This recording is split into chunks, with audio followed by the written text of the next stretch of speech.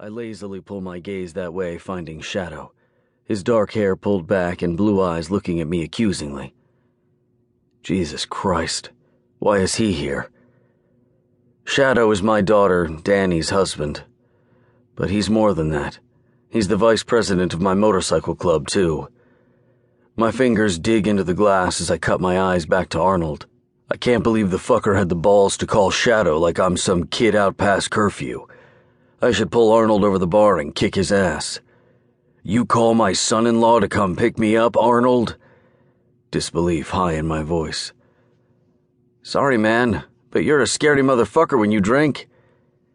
He shrugs, walking away from the bar. I didn't used to always be such an angry drunk. Life has a way of beating a fucker when he's down, though. You either grow some fucking balls and weather that shit, or lay down like a dirty rug and let life walk all over you. Shadow slides onto a stool next to me, shifting his small ass around. I twist the glass of whiskey in my hand, avoiding eye contact. You carrying? Shadow finally speaks. I jerk in reaction and look his way. What kind of fucking question is that? Of course.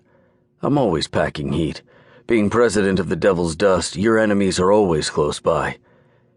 Before I know what's happening, Shadow pulls my cut open and yanks my gun from my waistband. I stand, pissed, feeling disrespected. 2 important rules to live by if you want to keep your teeth in my club. 1, don't touch another man's bike. 2, don't touch another man's gun. It's that simple.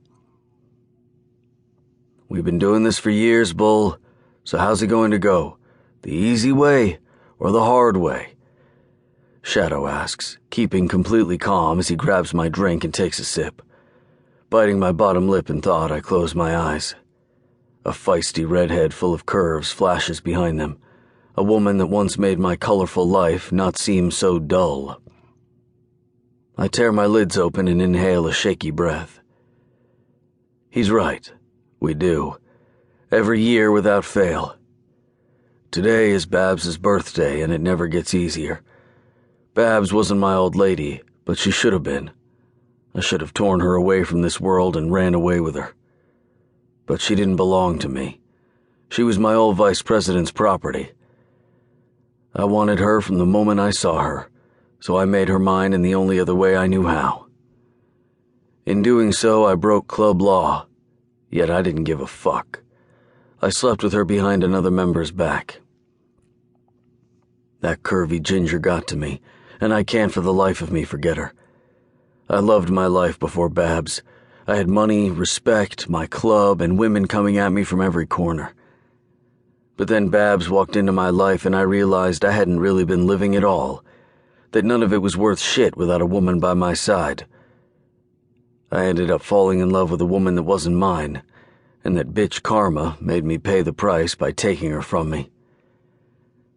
A pat on my back takes me from my hell and I find Shadow urging me toward the doors. Come on, let's get you home. If Danny found you like this, she'd lose it, Shadow informs. I freeze, the look in Shadow's eyes hitting me the wrong way. He used to look up to me, fear me, and respect me. Now all I see when I look in his eyes is sympathy. He feels sorry for me, and I hate that feeling. Nobody should feel sorry for me. I deserve this anguish. I pull from his grip and harden my stance, my hands balling into fists. Fuck you, Shadow. I'm fine. I don't need your help, I bark, shoving him off.